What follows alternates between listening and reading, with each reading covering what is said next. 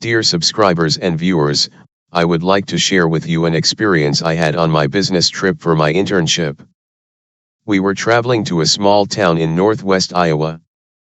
My boss had set up reservation, not realizing the hotel was in a town an hour away from where our meeting was. Our hotel was in a town called Pipestone, Minnesota. We found out this hotel was claimed to be haunted. I knew that might mean there was poltergeist activity. So, I could not pass up this opportunity to investigate.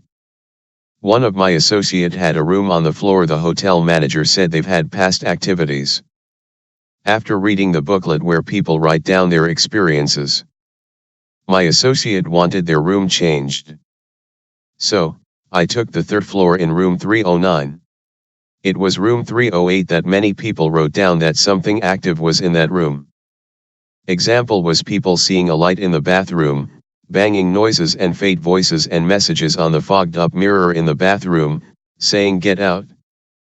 As I went up to my room, I opened the door which creaked loudly. As I went in, there was an instant chill, which I assumed was the room being cool. But then I went to look in the bathroom and there was another chill. So, I set up a piece of paper near the window. I wanted to see, if there was a poltergeist, that it could move the paper since it was a lightweight object. We got back from our meeting that night. I noticed the paper had not moved. But once again there was two chills I felt going into the room and then the bathroom. I never felt more uncomfortable in any hotel, even a Motel 6. I heard some thumps above but I assumed there were people on the fourth floor, until I found out the fourth floor was not being used. That night I wanted to read more through that booklet that was in the hotel lobby. But I noticed it was not there. So, I went to look for the receptionist to find it. She was not there at the desk.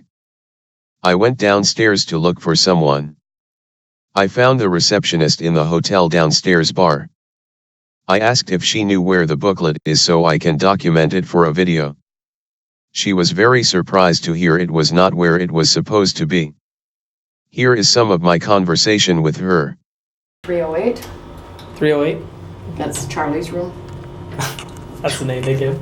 Yeah, well, his real name was Christopher, but everybody calls him Charlie. Yeah. But we renovated it, painted it, and moved the beds around. Okay. For about 2 weeks after that, Uh-huh. there was just everything happening. Did things physically move? Yeah. So that's a poltergeist, yeah. So- I would be very careful giving a name to a poltergeist. It's according to most theologians on Catholic and Islamic side. Yeah. I thought it was this booklet, but I guess No. maybe they just put it away so no one steals No, it's always there. it. I can ask, Find Jessica. someone could just be reading it. Jessica?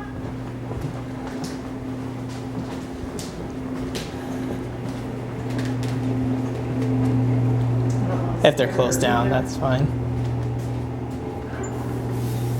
Jessica! Yeah, Okay, that is really weird. that's okay.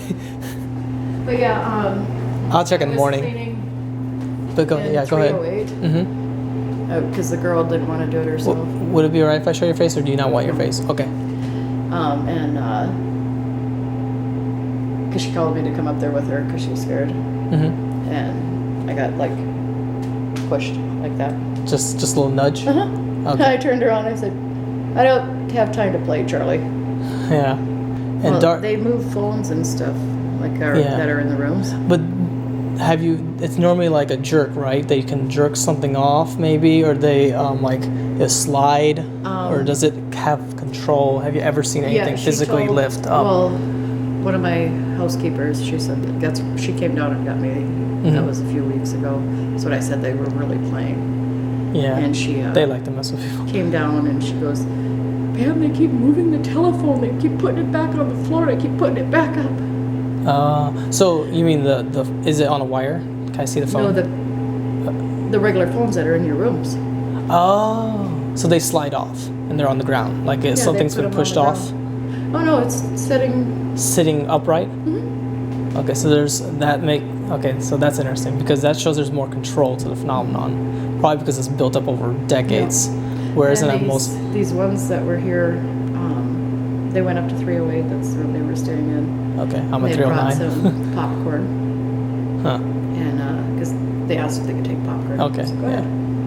And they came back down and they told me that they set the popcorn on the thing, on the stand, and they said all of a sudden it went, boom. It moved. Yeah.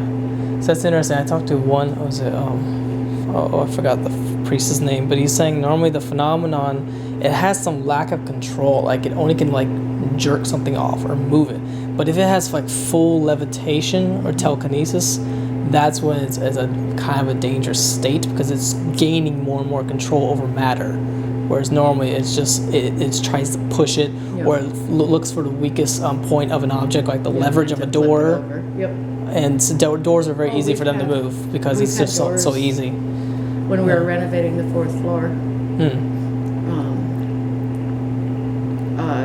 the manager of the place at the time, her and her husband were upstairs, and they were he was doing the renovating and stuff, you know.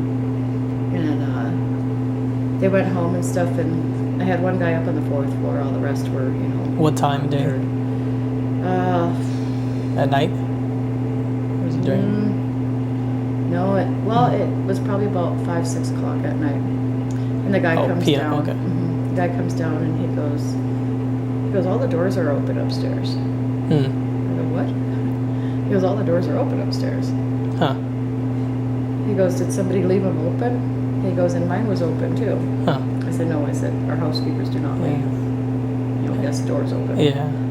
And so I called Chelsea and I told her, I said, did your hubby by chance leave, the doors wide open, the rooms that he was working on? So she yells to him and he goes, no, he goes, I shut them all. I said, how many they're doors? all open. The whole 4th floor was open, all the doors. Huh. Do you think it's mainly concentrated on which floor? Or is it just random? It's random. I think the reason it was mainly on the 4th floor at that time was because we were renovating.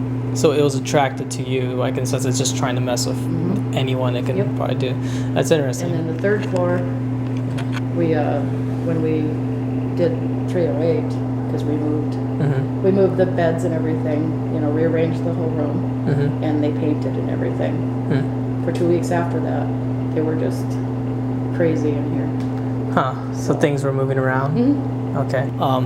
In this case, I don't know like too much of the history of the building. So was there like any mass murders or serial killers, like the case in the 1893 World's Fair in Chicago, where's that famous hotel? Yeah. No. There was a fire. Fire. And Charlie burned in the fire. Or the building? He was in one of the rooms apparently, and he had died in there. That's interesting. There is a lot of history here and stuff. So. Do you have a booklet about the history a little bit, or is there a website? Maybe I could just look up. Is there Wi-Fi here? Yes. Oh, okay. How do you get on the Wi-Fi? Is it just? It's Netgear. Netgear. Oh, is it? Okay. Car. Here's some of the history. Oh, okay. Maybe I'll just take a picture of that. Very old, so. Yeah, I saw it earlier this morning, but that's okay. You seen it earlier when you were here? Well, yeah, remember we came this morning and you guys were telling us, I think. And I was reading through a little bit of it. Maybe Samantha has it, but I don't think she would. She's not really into that stuff. Well, she was looking through it because she didn't want to. Yeah, she was looking. Yeah, but she didn't want to. I don't think she would take the booklet up. It was here today. Nobody has to look at it today. I don't know her. Oh, the ghost will bring it back. How many people do you have staying here normally? Normally? It just depends. Like today, like how many? Oh, we have quite a few. Oh, okay. Then maybe someone borrowed it, just without asking because no one was down here. That's probably it. Okay. Well, thank you for telling me the story. It's interesting. You're welcome. All right. Sorry, honey. I just didn't want to talk about some stuff about the news. And I'm sorry, Chris.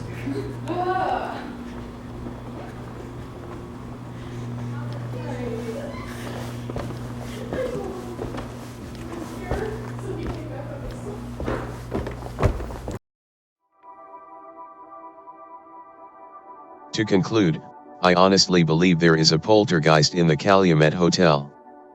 I had trouble getting sleep that night as well as my associates in the other rooms. I slept with one of the lights on. The story may have added to my fear, but my knowledge on this phenomenon makes it really sink in. That night I tried to get on the Wi-Fi. It worked at first, but then it consistently went on and off, up to 2 a.m., when I gave up. But then in the morning it was perfectly fine. I can't be sure if it was caused by the poltergeist spirits. I would need to stay at this hotel for a week to do a real investigation and experiments, which rather not do, for I am convinced there is something demonic in this hotel. The Calumet Hotel, also known as the Calumet Inn, anchors the historic district of downtown Pipestone, Minnesota. The three-story Richardsonian Romanesque hotel was built with light pink jasper quartzite as opposed to the red Sioux quartzite used in most other downtown buildings. The present hotel was built to replace a previous hotel, also 3 stories, which was destroyed in an 1886 fire. Like its predecessor, the Calumet Hotel was built to meet a demand which was growing as a result of increased railroad traffic. It opened on Thanksgiving Day, 1888, with a guest capacity of 50. It has been enlarged twice, a 3-story addition to the south in 1899 differentiated by round rather than square window caps, and 4th story built in 1913, bringing the total number of rooms to 90.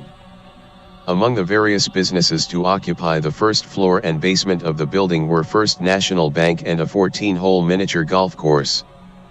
A fire in 1944 destroyed the floors in the south section, but the hotel was able to reopen the following April. By 1978 had declined to the point that it was condemned by the state fire marshal. After 2 years of thorough renovation, the hotel was again able to open for business. Architectural details include the oriel window, a replica of the original which was removed along with the balcony in 1912, a large quartzite arch, the corner door, and a crenellated cornice. Hotel Hell covered the hotel in an episode of the series, broadcast on August 18, 2014, on the U.S. Fox television network. Let us know if you ever had a poltergeist experience and consider staying at the Calumet to experience it for yourself.